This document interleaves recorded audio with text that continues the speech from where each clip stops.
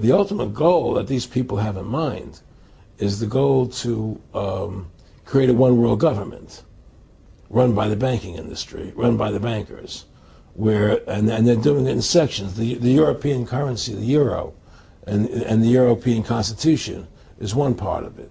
Now they're trying to do it in America with the North American Union, right? And they want to create a new currency called the Amero, right? And the whole agenda is to create a one-world government where everybody has an RFID chip implanted in them.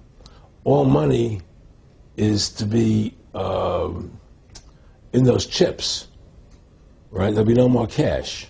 And this is given me straight from Rockefeller himself. This is what they want to accomplish. And all money will be in your chips. And so instead of having cash, anytime you have money in your chip, they can take out whatever they want to take out whenever they want to. If they say you owe us this much money in taxes, they just deduct it out of your chip digitally. Total control. Total control. And if you're like me or you, and you're protesting what they're doing, they can just turn off your chip. And you have nothing. You can't buy food. You can't do anything. It's total control of the people. And that chip's connected to a database that has your purchasing records, what you do, what everything, you sell. Everything is in there, you know? And so they want a one-world government controlled by them, everybody being chipped, all your money in those chips, and they control the chips, and they control people. And you become a slave. You become a serf to these people. That's their goal. That's their intentions. Aaron, can you be specific about when you met Rockefeller, how it happened in these discussions? I met Rockefeller through a female attorney I knew who called me up one day and said, one of the Rockefellers would like to meet you. I had made a video called Mad as Hell, and he'd seen the video and wanted to meet me and knew I was running for governor of Nevada. So sure, I'd love to meet him. And I met him, and I liked him, and he was a very, very smart man.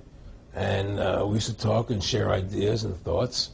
And he's the one who told me 11 months before 9/11 ever happened that there was going to be an event. Never told him what the event was going to be, but there was going to be an event. And out of that event, we were going to invade Afghanistan to run pipelines from the Caspian Sea. We were going to invade Iraq, you know, to take over the oil fields, establish a base in the Middle East, and make it all part of the New World Order.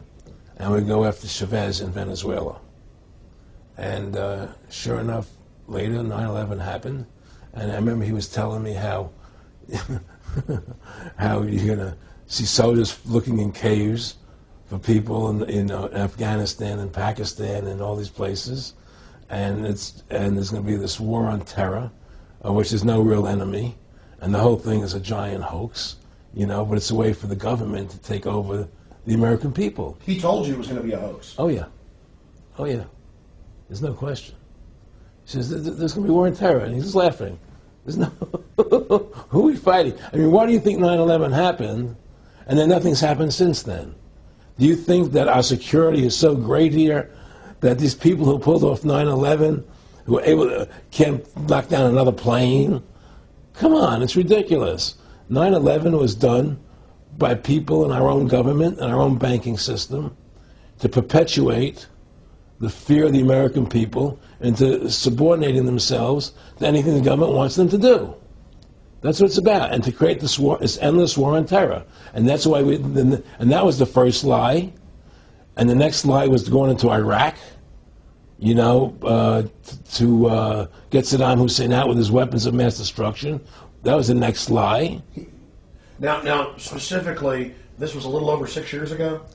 This was... 11 months before 9/11. Yeah. And Nick Rockefeller, who's a lawyer, he's become your friend over the previous years, and he's saying to you that there's going to be this big event, and then out of that we're going to have a war on terror, and it's just going to go on and on. Right. An endless war on terror without any real enemy. That you can never, so you can never define a winner. And did he say that it's going to be perfect because you can't define an enemy, it just goes on and on? Yeah, because you can't define a winner. There's no one to beat, so it goes on and on forever. And they can do whatever they want. They scare the hell out of the American public. Look, this whole war on terror is a fraud.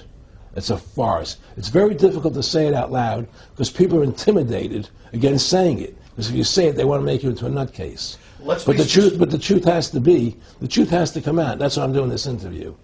The fact of the matter happens to be that the whole war on terror is a fraud. It's a farce. Yeah, there's a war going on in Iraq because we invaded Iraq. And people over there fighting, you know. But the war on terror, it's a joke, you know. And until we discover what really happened on 9/11 and who was responsible for 9/11, because that's where the war on terror emanates from. That's where it comes from. It was 9/11 that allowed this war on terror to begin. And until we get to the bottom root of 9/11, the truth of 9/11, we'll never know about the war on terror.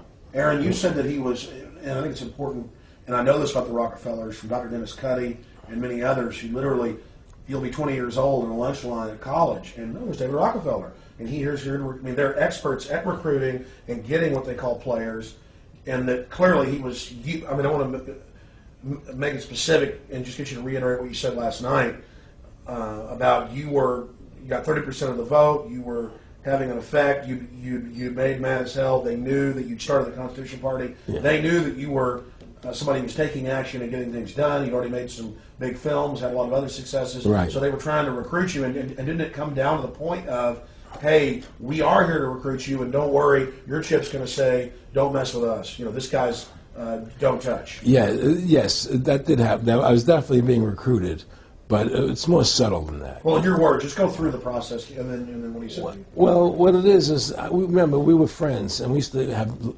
go to my house a lot. We'd have dinner, we'd talk, and he'd tell me about business investments that he'd get involved in, you know, or they would help me with this business investment or that business investment. And was I interested in joining the Council on Foreign Relations? You know, I would have to get a letter to join them, but was I interested in that? And, you know, just stuff, you know, leading you on. And I used to say to him that I never really did that because that wasn't where I was coming from. You know, as much as I like you, Nick, you know, your ways and my ways, we're on the opposite side of the fence. You know, I don't believe in enslaving people, you know, and he would come back with, oh, I do? Or? Well, it would be more like, you know... It's better for them. Well, it's more like, you know, how do I put it? It was like, what do you care about them? What do you care about those people? What difference does it make to you? Take care of your own life. Do the best you can for you and your family. What do the rest of the people mean to you? They don't mean anything to you. They're just serfs. They're just people. You know, it was just a lack of caring, you know, and that's just not who I was. It was just sort of like cold, you know. It was just like cold, you know. And I used to say to him, what's the point of all this? You have all the money in the world you need. You have all the power you need. What's the point? You know, what's the end goal? And he said the end goal is to get everybody chipped, to control the whole society.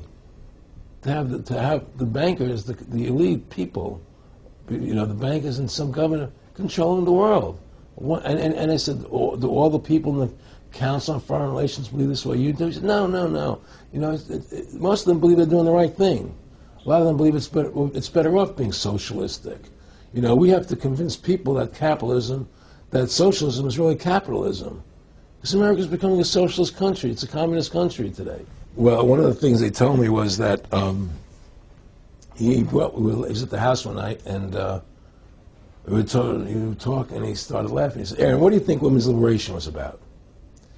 And I said, I had pretty conventional thinking about it at that point. I said, I think it's about women having the right to work, getting equal pay with men, just like they won the right to vote, you know? And he started to laugh. He said, you're an idiot. And I said, why am I an idiot? He said, let me tell you what that was about. We, the Rockefellers, funded that. We funded Women's Lib, you know? And we're the ones who got all over the newspapers and television, the Rockefeller Foundation. He says, and you want to know why? He said, there were two primary reasons. And one reason was we couldn't tax half the population before Women's Lib.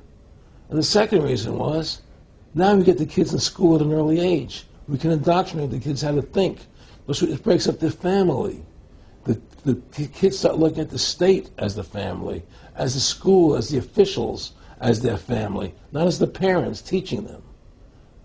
And so those are the two primary reasons for women's lib, which I thought up to that point was a noble thing. You know, when I saw their intentions behind it, where they were coming from when they created it, the thought of it, I saw the evil behind what I thought was a noble adventure.